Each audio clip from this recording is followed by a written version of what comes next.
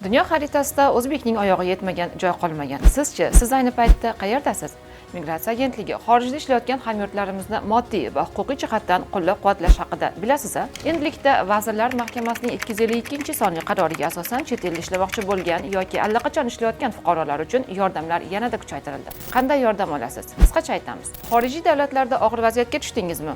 Bazaviy hisoblashning 3 baravaridan 5 baravarigacha miqdorda bir martalik yordam pullari beriladi. Vatanga qaytish kerak bo'lsa, chipta masalasi ham hal qilinadi. Og'ir turdagi kasalliklarga chalingan va baxtsiz hodisaga uchragan fuqarolarni davolash bilan bog'liq tibbiy xizmat xarajatlari 1000 AQSh dollaridan 1500 AQSh dollarigacha qoplanadi. Xorijda vaqtinchalik yashash joysiz qolgan fuqarolar 30 kungacha hostellar bilan ta'minlanadi. Joylashtirish xarajatlari 300 AQSh dollaridan 500 AQSh dollarigacha. Murakkab vaziyatga tushib qolgan xotin-qizlar va ularning farzandlari ham beg'araz vatanga olib kelinadi. Agar siz zo'ravonlik, majburiy mehnat yoki huquqbuzarlikka duch kelsangiz, davlat sizni himoya qiladi. Maoshingizni berishmayaptimi yoki ishsiz qoldingizmi?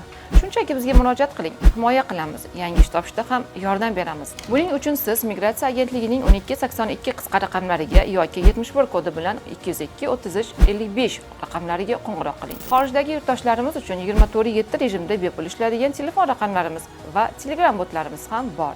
Barcha raqamlarimiz va ma'lumotlarni post ostida qoldiramiz. Aytgancha, xorijdagi mehnat faoliyatingiz davomida ko'ngilsiz holatlarga tushib qolmaslik uchun tashkillashtirilgan migratsiyani tanlang. Chet elda ishlayapsizmi? Bizni albatta biling. Migratsiya agentligi siz bilan.